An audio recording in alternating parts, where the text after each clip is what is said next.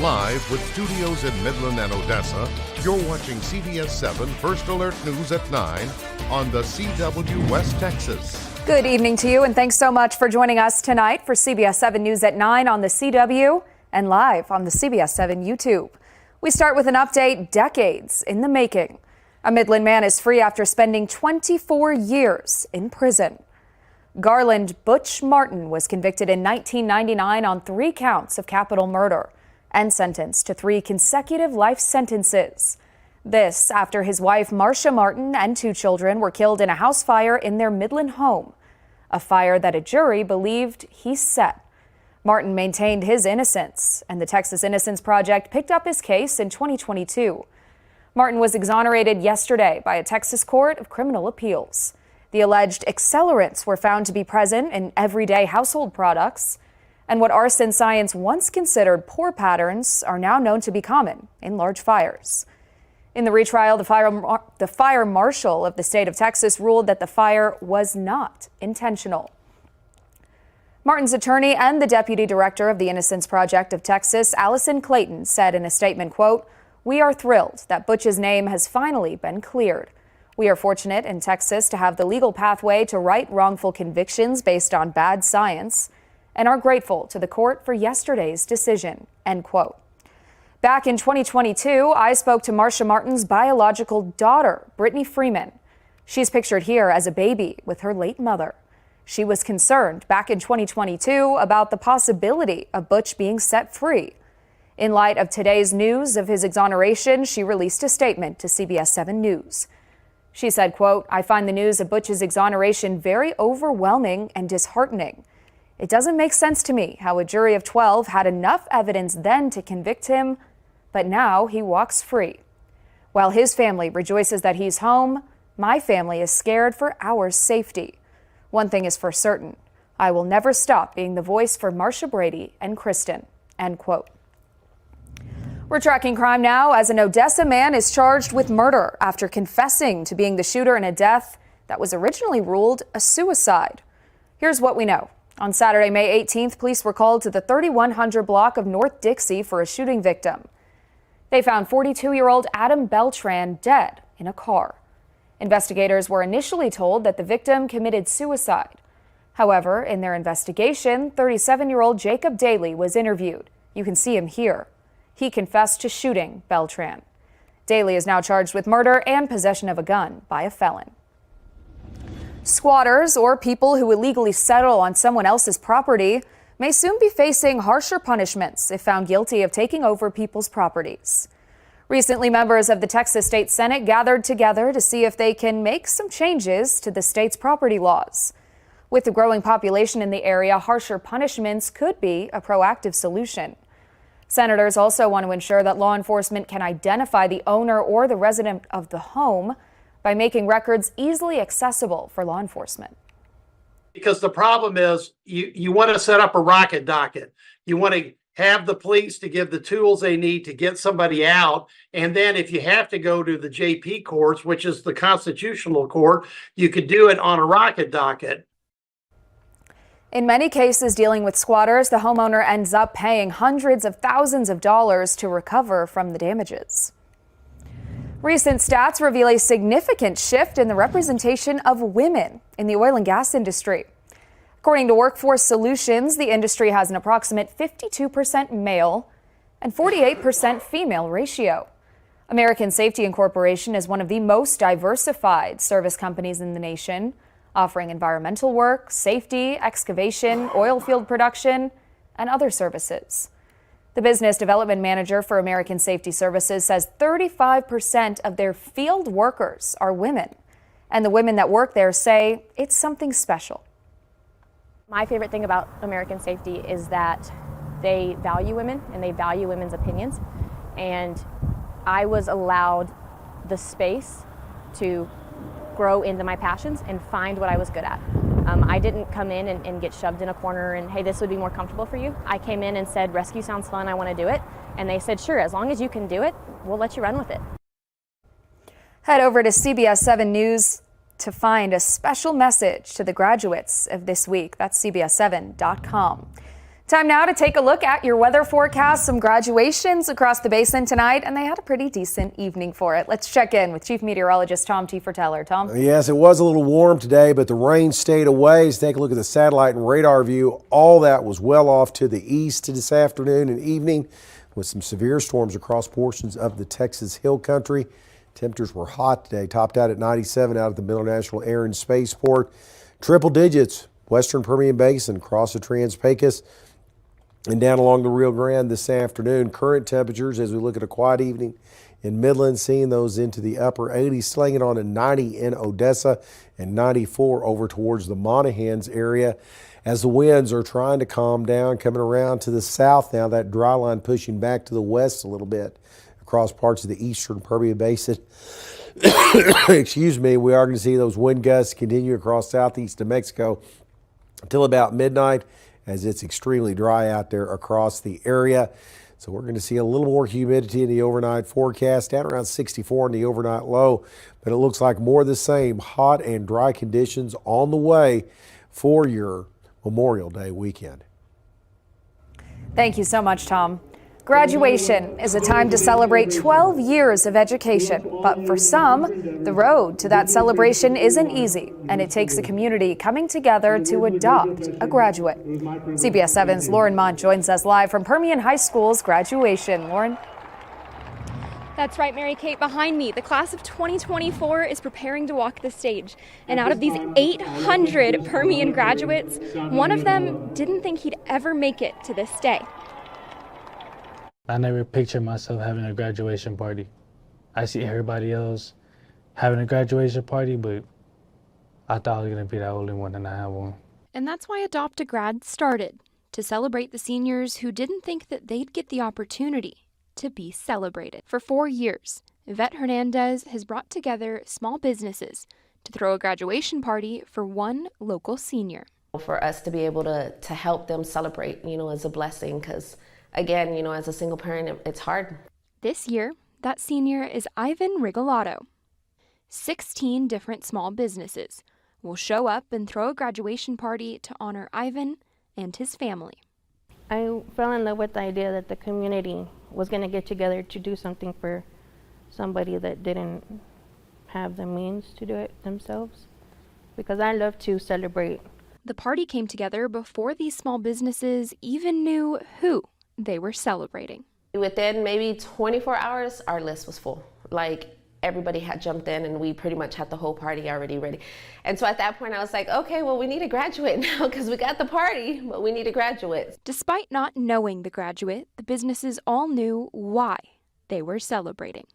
Graduating high school is not easy. So for this young gentleman to have done that is great. Got through, and he gets to have his, dream graduation party. The things that we go through in life, the trials and tribulations, some of these kids don't even make it. Ivan was one of those kids who almost didn't make it to graduation. A lot has changed. And facing the challenges were hard. I put my mom through a lot.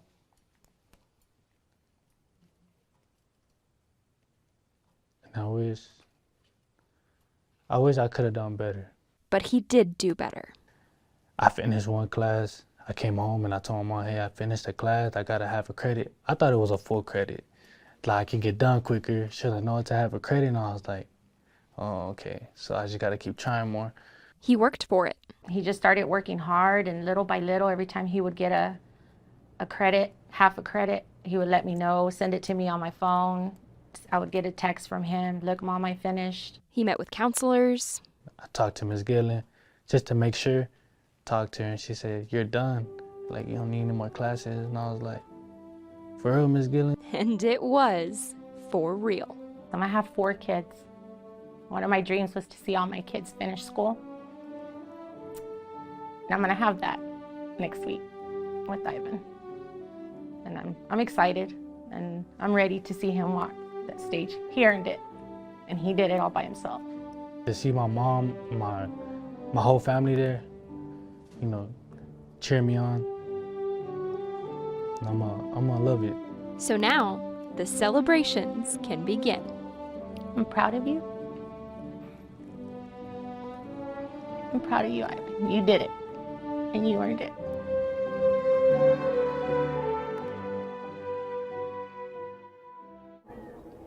As for what's next for Ivan, he's not quite sure. He's got a lot of dreams. But no matter what path he chooses, we here at CBS7 are cheering him on. Congratulations, Ivan, you did it! Reporting live from Ratliff Stadium at Permian High School's graduation, I'm Lauren Munt, CBS7 First Alert News. Thank you, Lauren. During a football scrimmage on August 12th, Jackson Kidd had a helmet-to-helmet collision. It fractured his C5 vertebrae, leaving him without feeling in his limbs for several seconds and the fear of never getting it back. Tonight, he's graduating high school. Originally, after Kidd regained feeling in his body, he got up immediately afterwards and ran off the field, describing it as just a stinger. But as the night went on, Kidd's condition worsened, and he was eventually airlifted to Lubbock for surgery. Now, after weeks of rehab, Jackson is looking forward to walking the stage. My first reaction, I knew something wasn't right. The fact that I couldn't move and I didn't really know what was going on, but the first thing I thought, it was probably a stinger. It wasn't something major, but throughout the day I realized that it was something serious. It took weeks of hard work before he was able to walk again. And now, after weeks of rehab, again, Jackson will officially walk the stage and graduate. Congratulations to Jackson and, of course, all of our graduates tonight. As the school year ends, the Woodson Boys and Girls Club is looking forward to a major upgrade. The Panda Cares Foundation has granted the club $45,000 to redo their learning space. The totally revamped learning room will help kids for summers and school years to come. It'll be a Panda Cares Center of Hope, which is, yes, part of the national partnership between Boys and Girls Club and Panda Express. Renovations include all new carpet, paint, lighting, and air conditioning, as well as a new computer lab and cubbies for the kids to put their backpacks in. With the windows that we have here, they are actually able to see the transformation. They actually asked me yesterday, Coach Bill, what are you doing? I was like, I'm tearing down these shelves so we can get y'all new cubbies and everything. So they're really excited and everything for that, especially the kids that'll be coming back for the school year as well. They know what it's like to have their own space. The project is starting just as school is out for the summer, with summer programming at the club set to begin June 3rd. The learning room will open sometime in July, and all of the work will be completed by staff and volunteers. National Travel and Tourism Week is in full swing, and Discover Odessa is celebrating by having pop-up events and giveaways. With these events, Discover Odessa can show West Texans things they can do in their own backyard. It's an opportunity to learn about upcoming attractions in Odessa and the history of previous ones. One of the things Discover Odessa says they're most excited about is the Odessa Sports Complex, which brings the city an opportunity to expand on sports tourism. It's going to allow us to be very competitive with some of our other cities. Our city to the east of us has a big venue where they can host like volleyball tournaments, and we'll be able to do that with the sports complex. We'll be able to compete with Lubbock and other big cities around, not just in our state, but even in the states surrounding. The next pop-up event is tomorrow morning at the Ector County Theater from 9 a.m. to 11 a.m. Still ahead, click it or ticket. It's the TxDOT campaign that reminds us how easy it is to save your own life. We have the details next.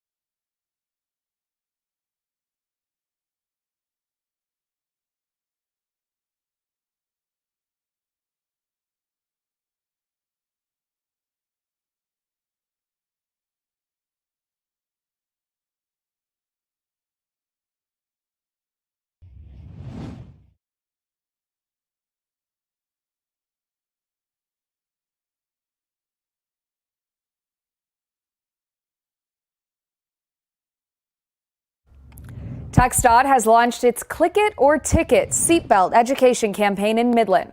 From May 20th to June 2nd, Texas law enforcement officers are stepping up their efforts. They're going to fine anyone who is not wearing a seatbelt or not complying with car seat laws. Last year, 1,100 people who were not wearing seatbelts were killed in accidents on Texas roads. That's more than 25% of all of the road fatalities in 2023. Wearing a seatbelt can reduce the risk of dying in an accident by up to 60%. If you're caught without a seatbelt or not following proper car seat laws, you could face fines and court costs of up to $200. Well, a perfect evening for high school graduations as we're looking at, again, temperatures on the warm side. That is going to stay in our forecast. We'll talk about it up next.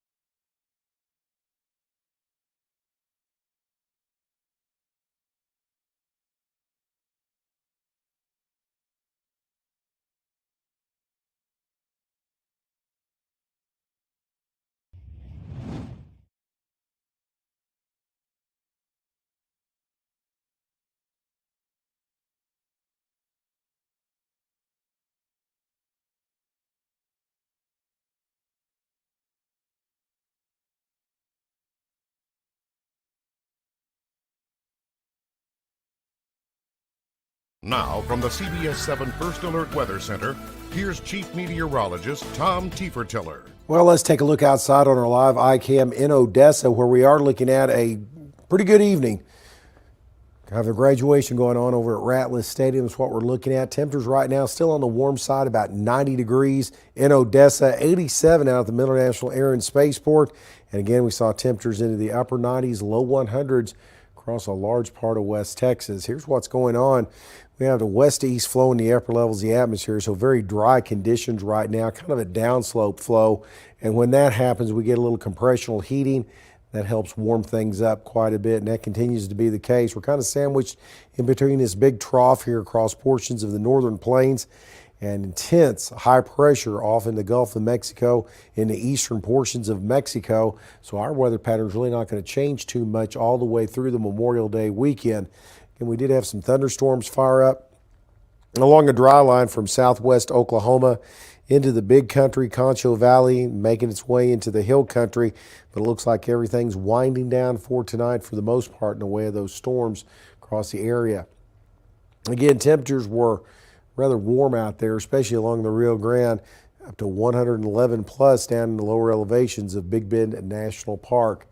Your futurecast is showing that we're done with thunderstorms for tonight anywhere across the state. See that dry line kind of move back to the west a little bit, then move east once again. So another hot, dry day on the way, and it looks like thunderstorm activity is going to stay further off to the east for tomorrow afternoon. So for tonight, we're keeping things quiet. Lower 60s on the way as things remain dry across the area. And then tomorrow, that dry line pushes off to the east, so another hot one out there with some places touching triple digits for tomorrow afternoon, and also a heightened fire danger concern. So hold off on any outdoor burning till we get these winds down, get these temperatures down a little bit. But they are going to stay hot through the Memorial Day weekend. Next chances of rain is going to hold off until the middle part of next week.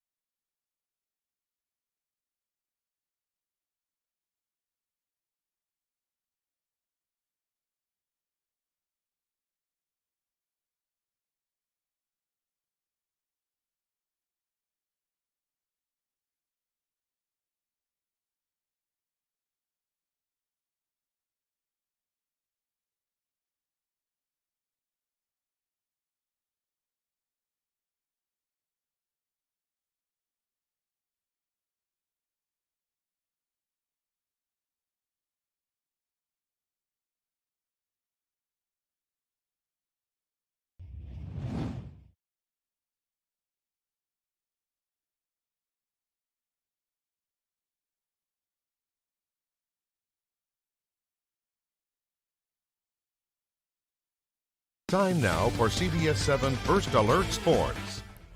In your sports news, how about a brand new baseball team coming to West Texas?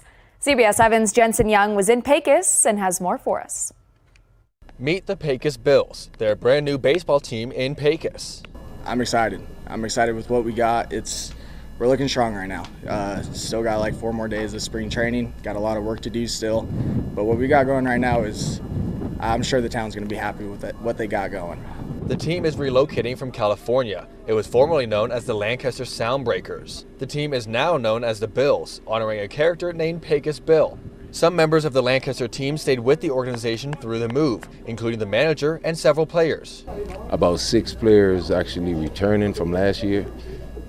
And we have a few more veterans that would be around, and the remainder of the team would probably be rookies. So we'll have a good mixture of guys, to round out the team this year.